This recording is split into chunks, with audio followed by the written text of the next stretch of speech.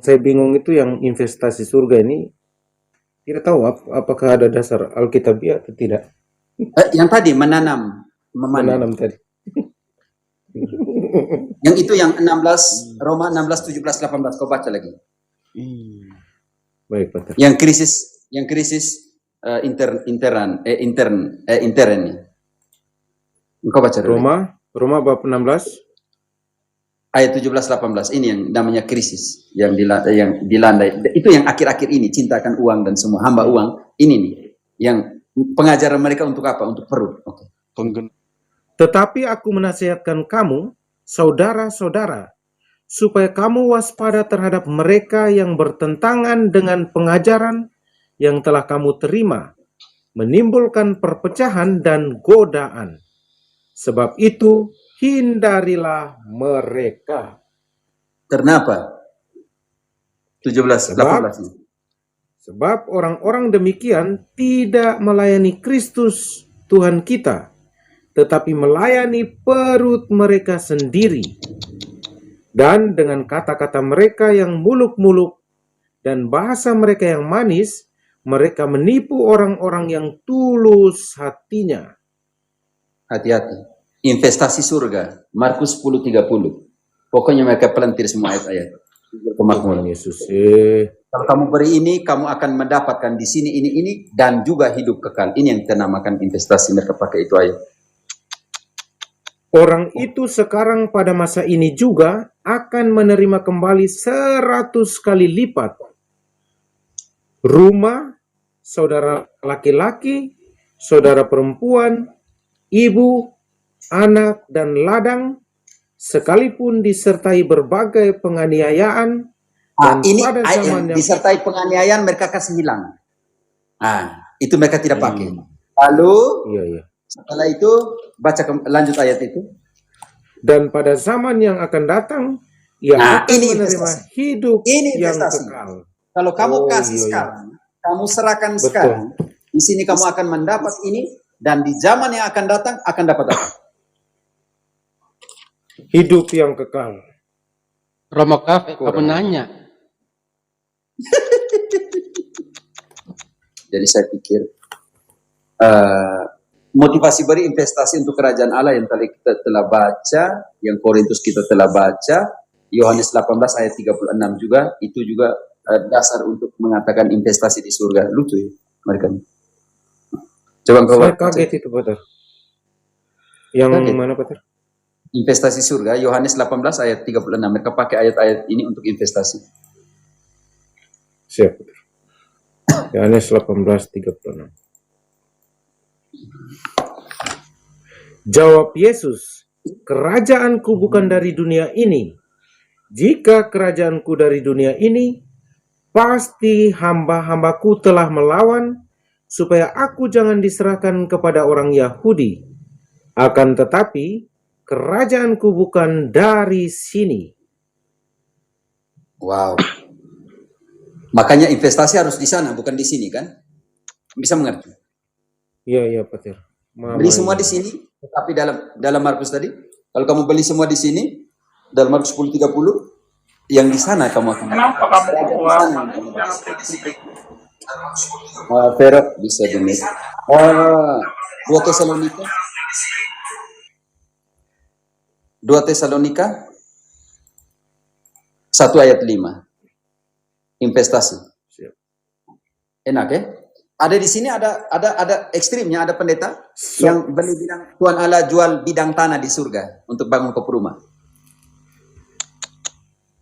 Ngeri. Tuhan Yesus. Amerika Latin ini. Ngeri prakteknya hancur.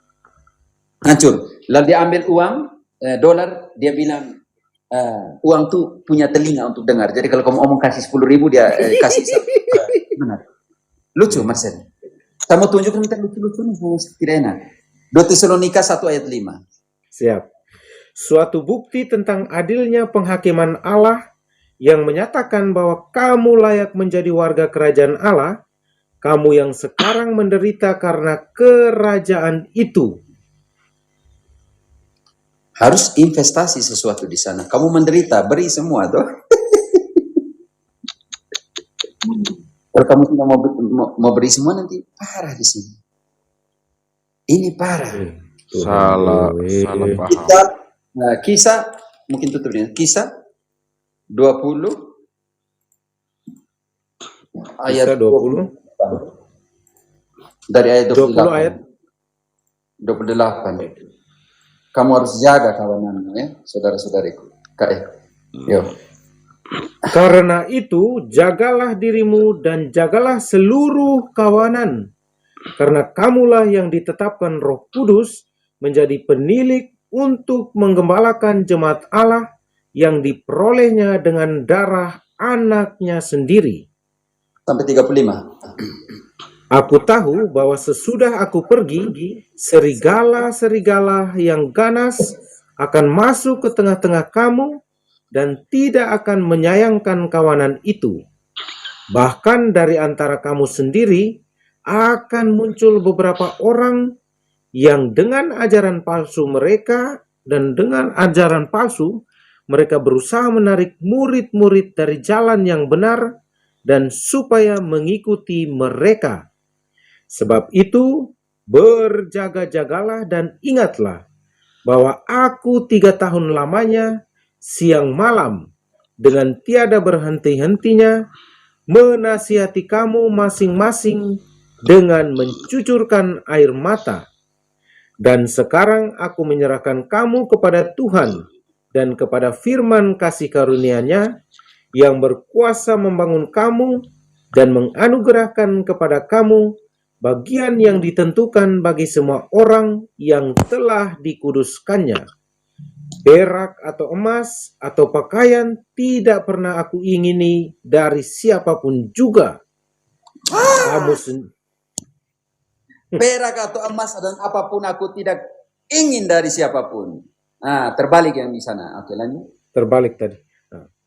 Kamu sendiri tahu bahwa dengan tanganku sendiri aku telah bekerja untuk memenuhi keperluanku dan keperluan kawanan-kawanan seperjalananku. Kerja untuk kebutuhanku dan kebutuhan yang bantu yang lain, kawan-kawan seperjalananku. Lanjut. Dalam segala sesuatu telah kuberikan contoh kepada kamu, bahwa dengan bekerja demikian, kita harus membantu orang-orang yang lemah dan harus mengingat perkataan Tuhan Yesus, sebab Ia sendiri telah mengatakan, adalah lebih berbahagia dari memberi daripada menerima.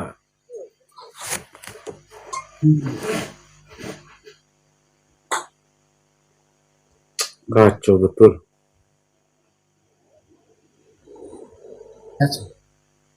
Kamu nanya. Kesian juga ya. Kamu nanya. Pater bilang kamu nanya.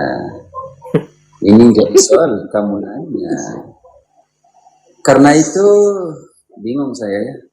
Makanya tadi agama yang murni tadi, Marcel, Ibrani Yakub 2 ayat 17 adalah orang-orang kecil ini yang harus dikunjung.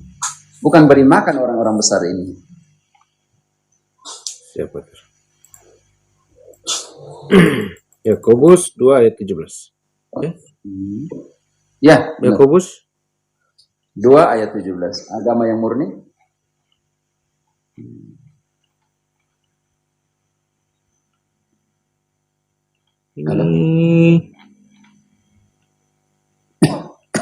Demikian juga halnya dengan iman. Yakobus 2 ayat 17. 2 ayat 17. 1 ayat. Tidak ya, 2 17.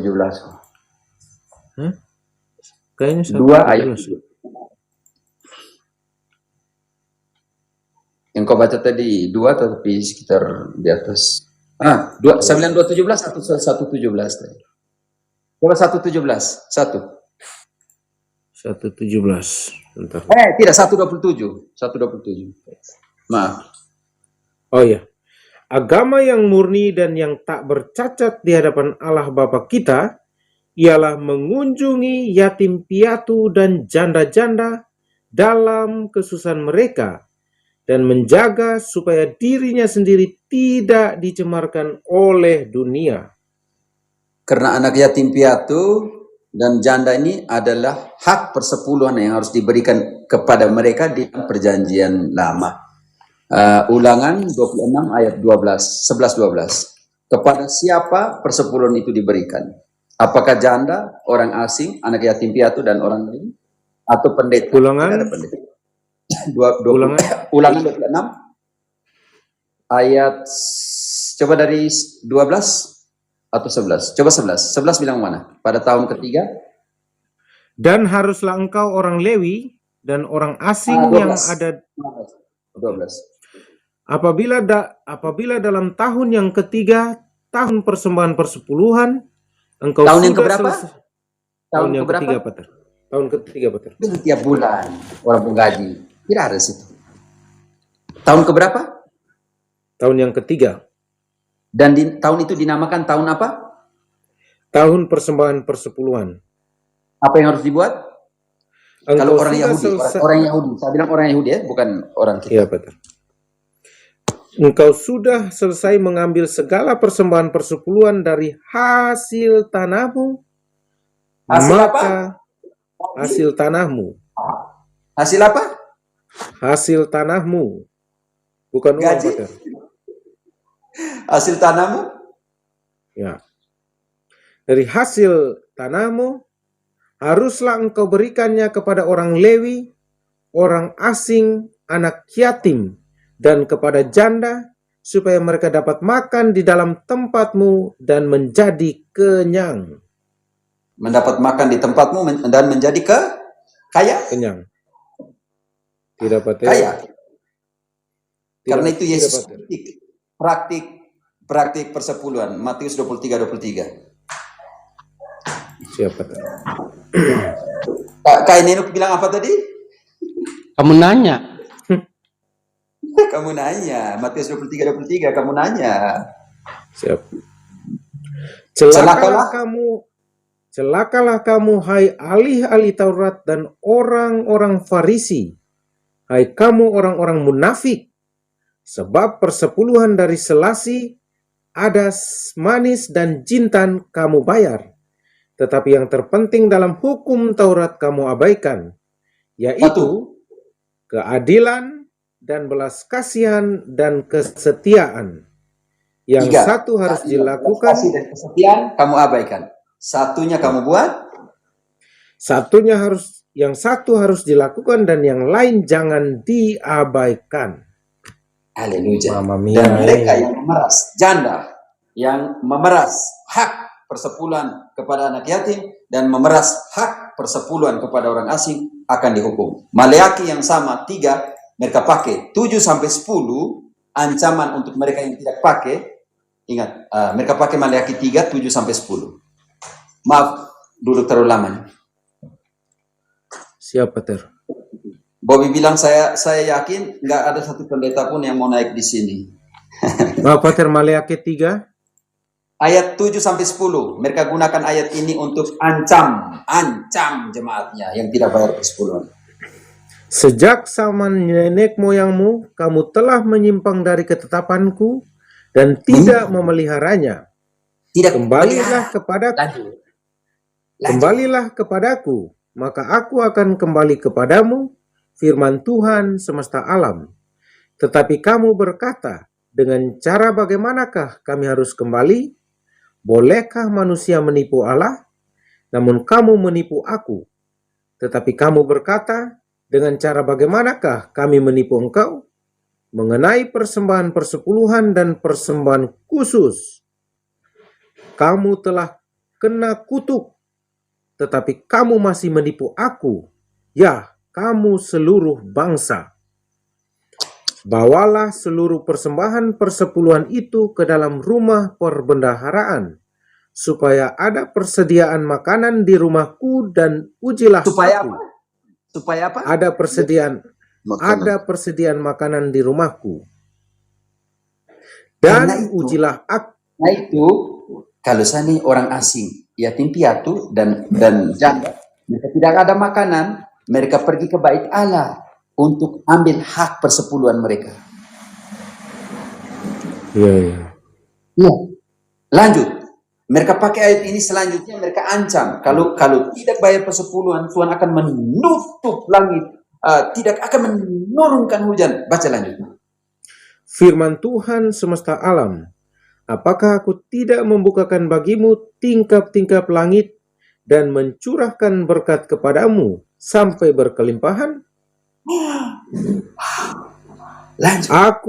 Aku akan menghardik bagimu belalang pelahap, supaya jangan dihabisinya hasil tanahmu, dan supaya Dompetmu. jangan pohon Gajimu dan sekarang bukan lagi hasil ladang dompetmu. Iya, iya. Lanjut. Dan supaya jangan pohon anggur di padang tidak berbuah bagimu, firman Tuhan semesta alam. Maka segala bangsa akan menyebut kamu berbahagia, sebab Kalau kamu kamu bayar ini persepuluhan. Kalau kamu bayar. sebab kamu ini akan menjadi negeri kesukaan, firman Tuhan semesta alam. Lanjut. Tirusa.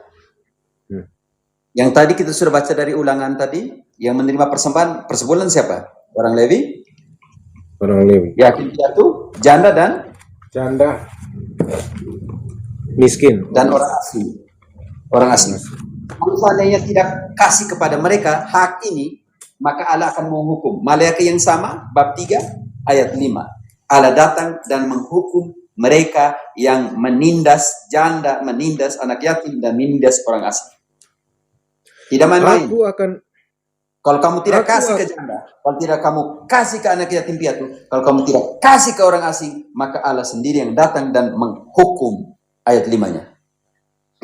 Aku akan mendekati kamu untuk menghakimi dan akan segera menjadi saksi terhadap tukang-tukang sihir, orang-orang berzina, dan orang-orang yang bersumpah dusta, dan terhadap orang-orang yang menindas orang upahan, janda, dan anak piatu, dan yang mendesak ke samping orang asing, dengan tidak takut kepadaku, firman Tuhan semesta alam. Kasih sudah. Lebih kamu persepuluhan kamu punya tuh, beli sembako, kasih janda, kasih anak yatim, kasih yang perlu. Itu sangat biblis.